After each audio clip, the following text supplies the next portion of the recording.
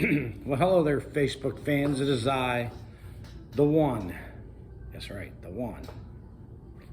The only, and I do mean only, Big D coming to you live and in person with another exciting, and I do mean exciting video.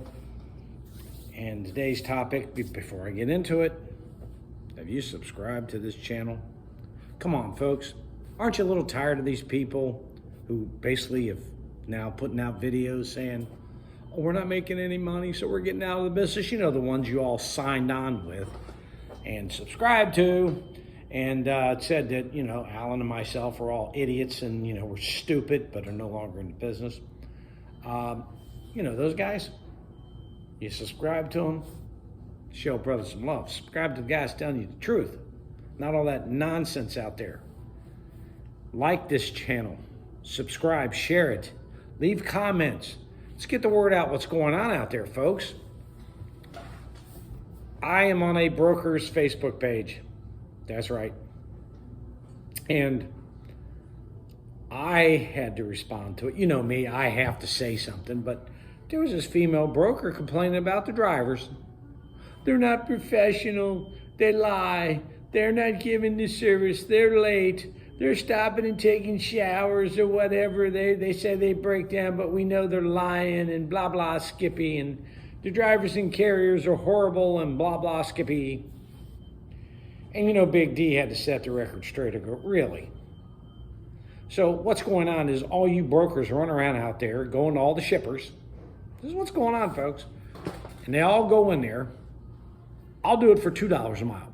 I'll do it for $1.70. I'll do $1.50. And they keep 50 cents and give the carrier all in at $1. So then the driver gets 75 cents a mile and gas going through the roof. And then they don't get the service they expect. I go, well, if you want good equipment that doesn't break down, if you want drivers who are going to be on time, you got to pay for it. So you want that champagne service on that basically Kool-Aid money. Not happening, folks. I feel sorry for you sleeping in your nice, warm, cool bed every night, while those poor drivers are out there sweating it out and trying to make a living, and you don't give a crap because you just want about getting a load and getting your piece of that pie, and then you bitch. That's right. Whine like babies. These drivers are terrible. They just screwed us over. And blah, blah, Skippy. And then I hit her with a fact. You know, she never responded to this. It's amazing. I said, you know, you complain about the equipment and breaking down. You complain about this and that. But when I'm in Laredo, sitting down there, and those Russians with those Penske box trucks, you know, those pieces of yellow crap that fall apart, and they're going out there picking up multiple loads at 50 cents a mile. You love these guys. You keep giving them the freight. And they break down and whatever, and because they're junk and they don't take care of it. Half of them don't even have insurance. And you seem to love them when you're getting it done for nothing. Yet you want us to do it and give you quality service at that price. I'm sorry, I dropped the phone for that one. That's the funniest thing I've seen yet or heard. That's right. They want us to go out and buy $60,000, $100,000 vans while they're buying 10, 15,000 pieces of junk. Maintain them, bust butt, give quality service at 50 cents a mile. I go, and you wonder why there's a mass exodus in this industry of biblical proportion. It's like Moses parted the sea and all the expediters and truckers and everybody just whoosh, out the door. That's right. Whoosh, out the door like a sucking sound. Yeah, there's plenty of jobs out there right now. Of course there is. Everybody's leaving. I mean, hey, I'm not going to mention some of their names, but we've had YouTubers. I've got one who's new, who's got more subscribers than me. That's right. Because he told you all what you wanted to hear. Rainbows and butterfly kisses, money from manna coming from heaven. And you bought it, and now he's out of the business because, well, he couldn't make any money. Go figure. In a cargo van, no less. Go figure. I mean, you can't make this stuff up. The other guy who thinks we should be showering, that we're all basically, what was it, dissidents or whatever it was, showering at the blue beacons, that guy has been on the road, and I don't know how long. He's driving around doing Uber or something in his car.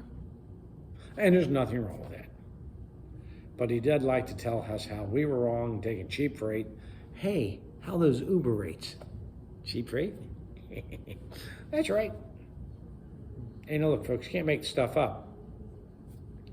Whether you get into expediting, courier driving, gig work, it doesn't matter. So what's up? Good for you. I've been home from surgery, and I can do it till the doctor says I can drive.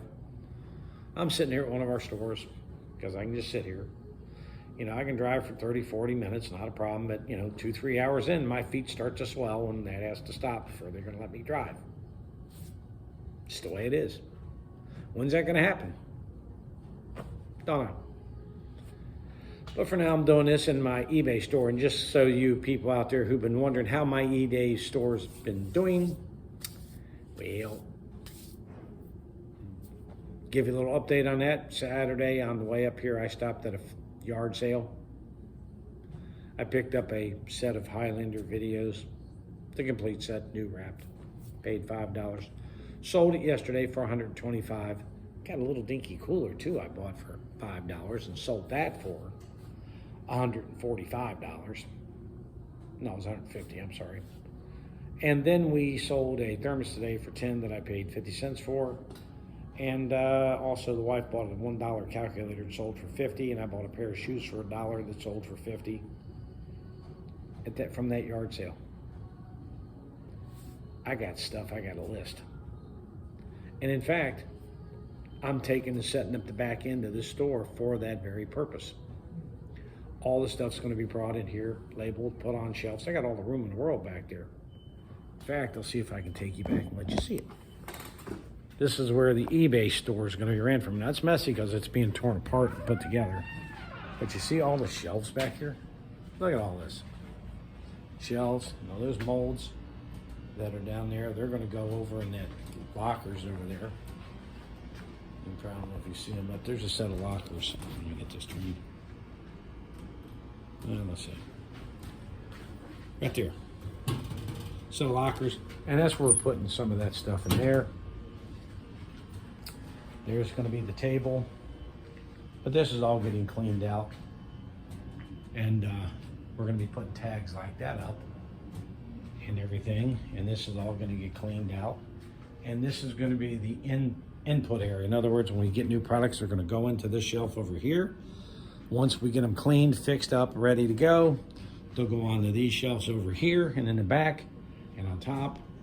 And then we will be shipping them out and bringing the printers up and stuff from that laptop here. So while I'm sitting here doing nothing, I can be doing that. All the photos will be taken from out here in the store. And, just so you know, in the last 5 days, we've made, I don't know, probably $600-700 clear after fees and shipping and taxes and all that stuff. About $600-700 money to be made. I'm going to be doing YouTube series on that too. Like I tell you, you're out there driving, you got the weekends, you're sitting, go get some items. Use your computer and put them online, get you a little printer, print them off the sticker, stick them on there, and go by a post office and dump it off. Or UPS store, dump it off. And make yourself some monies while you're on the road. I'm going to be going over items, what we call BOLO. Anybody out there know what a BOLO is? Be on the lookout. BOLO items. The things that make you money, like that little cooler. When I picked it up, the wife thought I was nuts until it sold for that much money. So this channel is going to be a little more diversified in how to make money elsewhere because gas is still high. I'm sorry, 3 something a gallon is not cheap. Vans, if you're looking to buy a van, wait another month. They're coming down. That's right. Down they come. So there's a big D saying, that's what, brokers really think. They think we're the ones out there screwing them. Isn't that funny? I also brought up the fact that You know, how come it is that, you know, we'll pick up something on a Friday, it's got to be delivered Saturday, we bust our ass all night and get there and they're closed. Oh, the shipper doesn't want to pay layover time, you know, for Saturday and Sunday. I'm not sitting on it all weekend for free. Well, they're not going to pay for it. My idea is to pull a skid puller on it and pull it off on the driveway out there at the plant, hook it to the dock and drop the damn thing down, say, picture, here you go, it's delivered, slap the bill, lay it on and leave. It's what we all should do. Your stuff's delivered, here's a picture of it. They can tell them, come and get it for all we give a shit. But they do that and screw us over, and that's perfectly okay. That's right. There's just no money's in it to pay you. Well, someone's going to pay for it. What should happen is that there should be some legislation passed that gives the drivers the ability to hold freight until they're compensated for that time at about $300 to $400 a day. That's what it should pay. So if you say you're going to be open and you're not, I get there, I got to wait 2 days, $800 because I've been out of service. You've taken my ability to earn and just took it away. So you get penalized for it. You know what? They'll show up and unload it then, won't they? Big D saying later.